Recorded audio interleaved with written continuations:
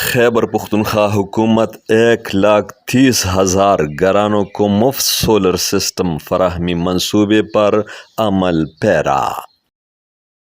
وزیر اعلیٰ خیبر پختونخوا پہلی ہی آن لائن ای بیلٹنگ کے ذریعے میرٹ کے تحت مستحق گھرانوں کا انتخاب کر چکے ہیں۔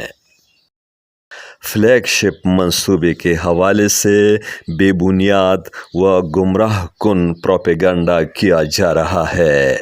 محکمہ توانائی و برقیات کی وضاحت۔ تفصیلات۔ خیبر پختونخوا حکومت نے صوبے کے 1,30,000 غریب اور متوسط خاندانوں کو مفت سولر سسٹم کی فراہمی کے فلیگ شپ منصوبے کے حوالے سے بعض اخبارات و الیکٹرانک میڈیا کے ذریعے منصوبے میں مبینہ بے ضابطگیوں و مالی بدعنوانی کے تاثر کو غلط قرار دیتے ہوئے اسے بے بنیاد اور گمراہ کن پروپیگنڈا قرار دیا ہے۔ محکمہ توانائی و برقیات نے واضح کیا ہے کہ خیبر پختونخوا حکومت کے 1,30,000 مفت سولر اسکیم کے میگا پروجیکٹ کو محکمے کے ذیلی ادارے پختونخوا انرجی ڈیولپمنٹ آرگنائزیشن (پیڈو) کے ذریعے شروع کیا گیا ہے۔ اس منصوبے کے پہلے مرحلے کا افتتاح وزیر اعلیٰ Khyber Pakhtunkhwa Ali Amin Gandapur online e balloting کے ذریعے کر چکے ہیں، جس میں میرٹ کے ذریعے مستحق گھرانوں کا انتخاب کیا گیا ہے، اور ساتھ ہی انہوں نے ہدایات جاری کی ہیں کہ عوامی فلاح کے منصوبے کو جلد از جلد مکمل کیا جائے۔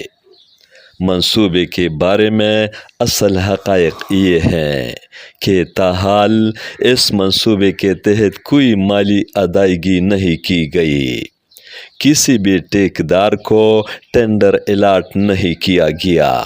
منصوبے کے تخمینی نرخ مکمل طور پر مارکیٹ ریٹ سسٹم MRS 2024 پہلی 6 ماہی اور فائنانس ڈپارٹمنٹ کی منظور شدہ مارکیٹ ریٹ اینالیسس کے مطابق تیار کیے گئے ہیں۔